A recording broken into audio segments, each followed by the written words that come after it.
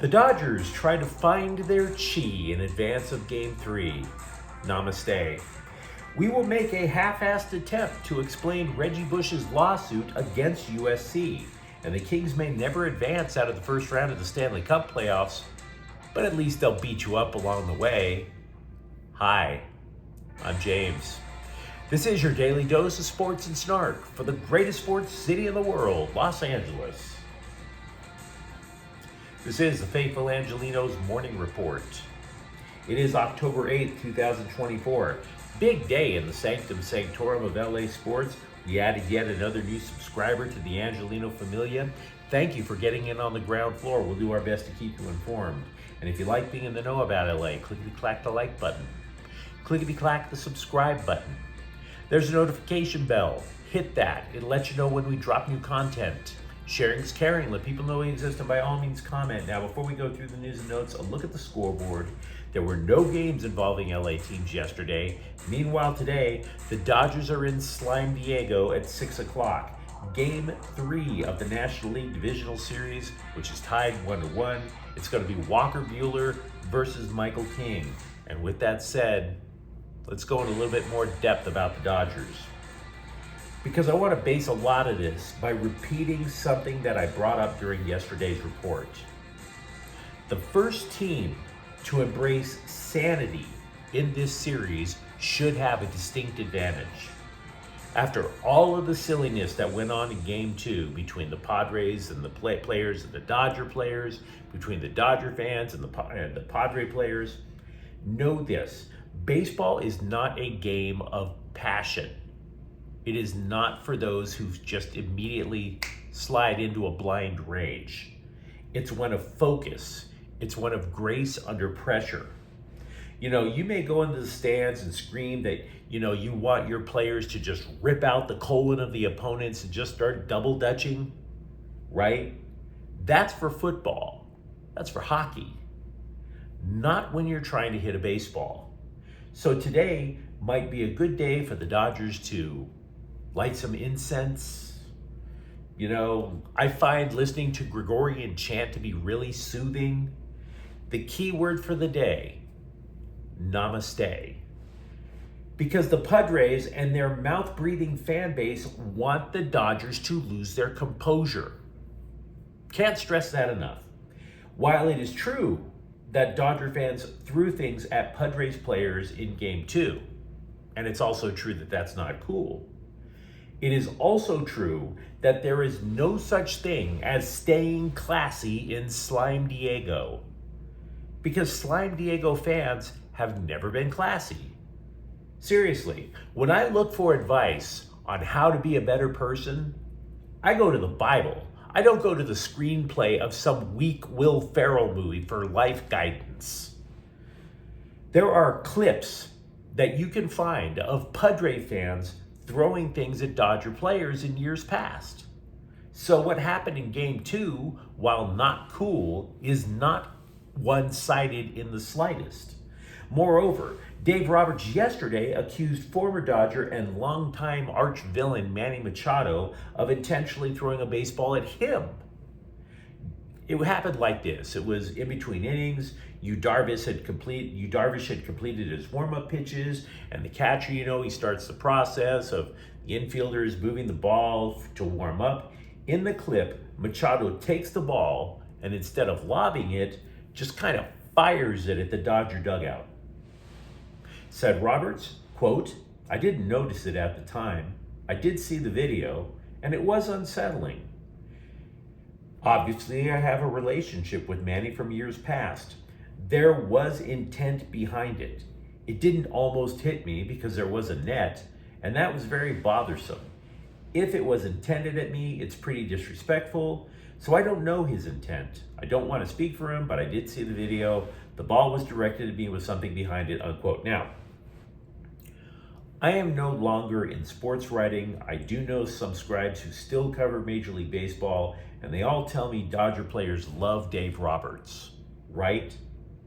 But I don't think a "let's win one for Doc" battle cry is going to work. In my opinion, it's going to be the opposite. ignoring all of the ignoramuses chanting beat LA. Just grab a win. Besides, there are Dodgers who wished that cooler heads prevailed in Game 2. One of them was Jack Flaherty, the starter from the game, who, and by the way, Flaherty had beef with, wait for it, Manny Machado. Flaherty said, quote, "Things got out of hand. I wish I would have just let it go," unquote. Now, the clip that I'm referencing about Machado basically trying to chuck the ball as hard as he could, allegedly, at Dave Roberts, the clip was first posted to the San Diego Union Tribune website. Major League Baseball has requested a copy, but there is no indication that Machado is going to be facing punishment over it. So you may as well turn the page. Besides, if there is a team that I think is being completely ruled by their emotions, I'd like to suggest to you that it's the Padres. Ask yourself, have you ever considered chanting beat SD? No? You haven't? Have you ever wanted the Dodgers board, the video board operator, to post a crying Tony Gwynn meme? Have you ever hoped and prayed that the Dodgers would find a way to bar Padre fans from purchasing tickets? No? Wow. So not only is Slime Diego guilty of all three, and as previously mentioned, throwing foreign objects at Dodger players, there is at least one Padres player who is openly lobbying for Game 5 not to be held at Dodger Stadium. Like that's going to happen. Relief pitcher Jeremiah Estrada told USA Today, quote, "If I was the commissioner of baseball, I wouldn't even allow Game 5 at their place." I mean, why?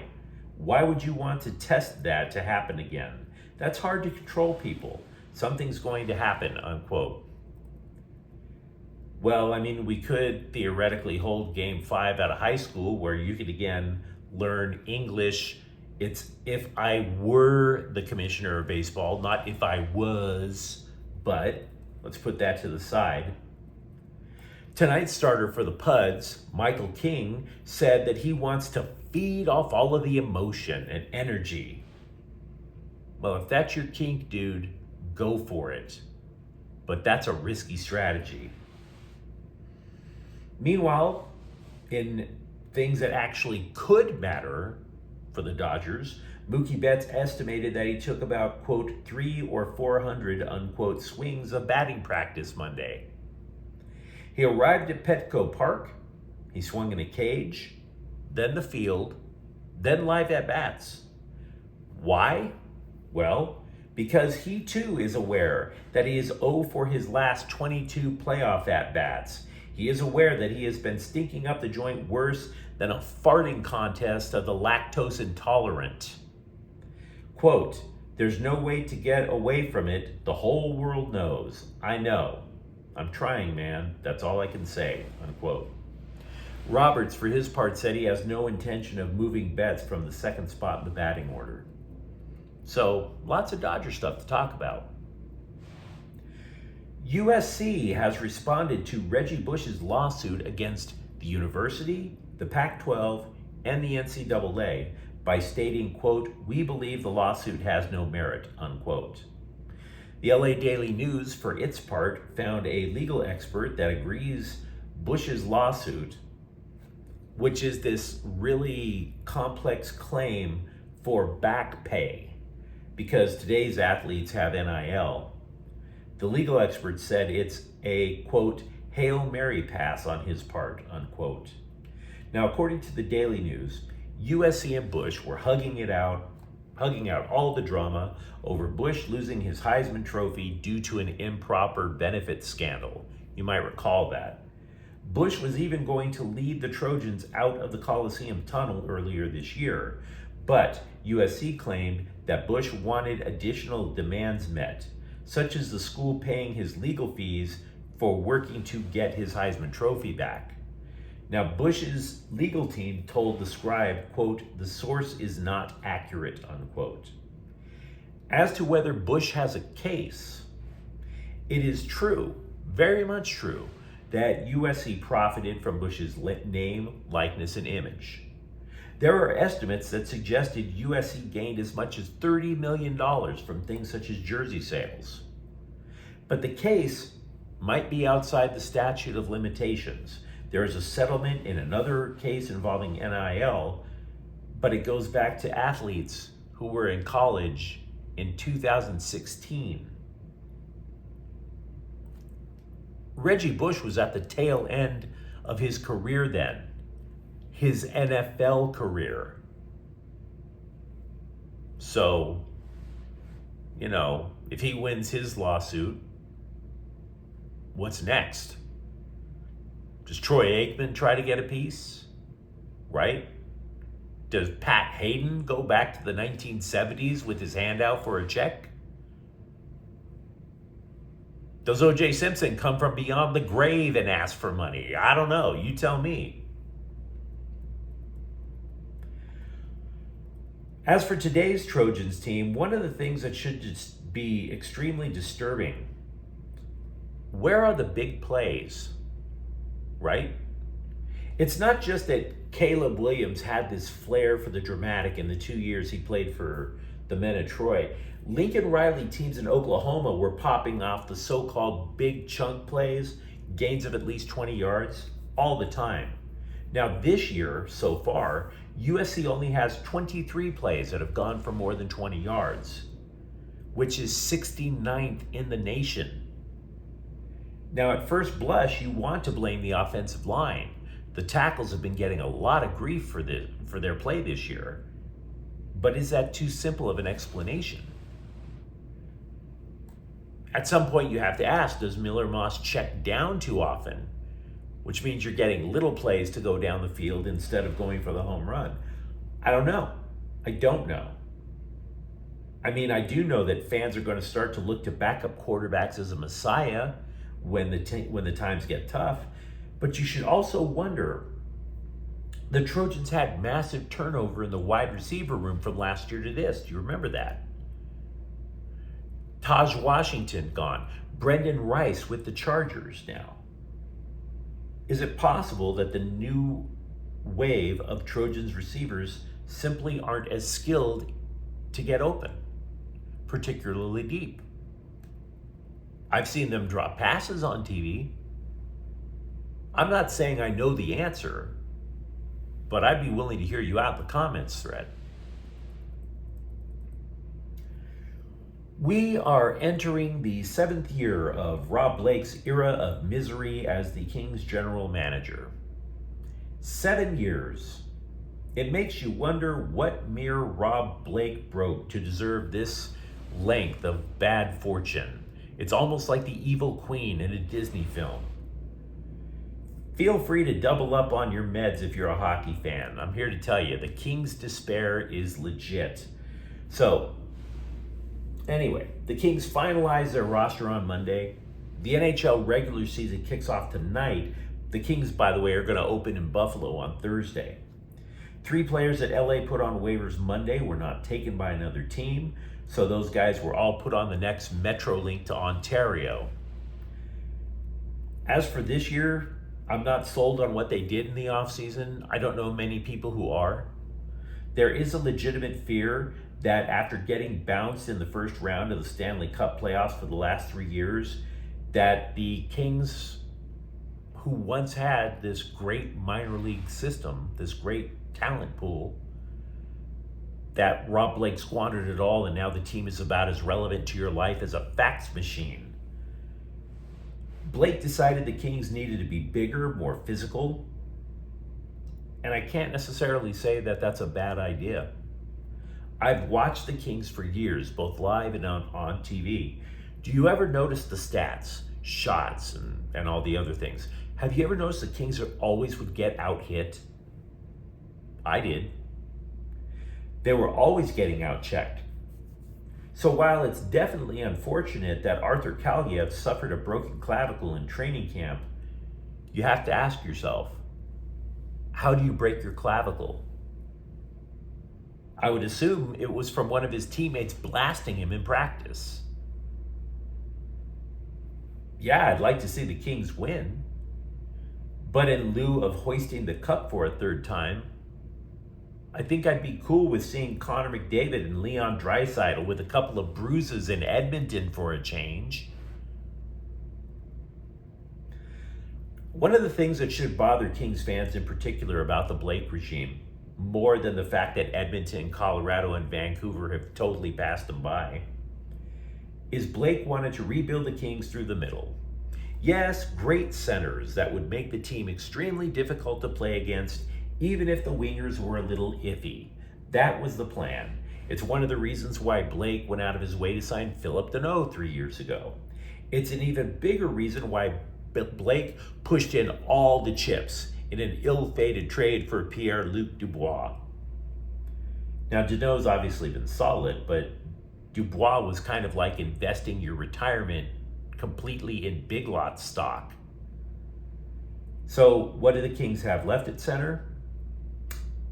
Kopitar is 37, Anze Kopitar is 37, and Quentin Byfield has been moved from wing to center at number 2. And The Athletic looked at him and described them as mid. So that's a pretty apt description for the entire team, if you ask me. The Rams believe Cooper Kupp, who has been missing since week 2 with an ankle sprain, can return in week 7 against the Raiders. This is according to Sean McVay, but it's, quote, by no means guaranteed, unquote. It'd be helpful. Kupp was placed on injured reserve, which in this case is 4 weeks plus the bye week that the Rams currently have. Tutu Atwell has been a starter in his place. Now, in those 4 weeks, Atwell has caught 14 passes for 233 yards, which sounds pretty good, until you realize that in 2 games, Kupp caught 28 passes, and one of them was for a touchdown. Now, if you think Kupp's status is unclear, Puka Nakua's status is about as clear as the water off the Santa Monica Pier, said McVay, quote, what specifically in his knee was aggravated and really just based on his feedback and his rehab. There was always kind of a target date that they had tentatively set on when he could get back. We'll see if we're exactly on that, unquote. And if I were still a sports writer, my follow-up question would be, what? Speaking of injuries, many of the Chargers players have reaped the benefits of their bye week.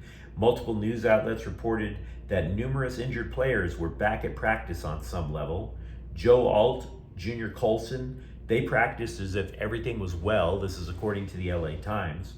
Rashawn Slater, DJ Chark, and Joey Bosa were at practice, although they were off to the side, kind of like they were sheltering in place back in 2020. And Justin Herbert was back at practice as well, although he was wearing a brace on his injured ankle. But you let me know what you think in the comments thread.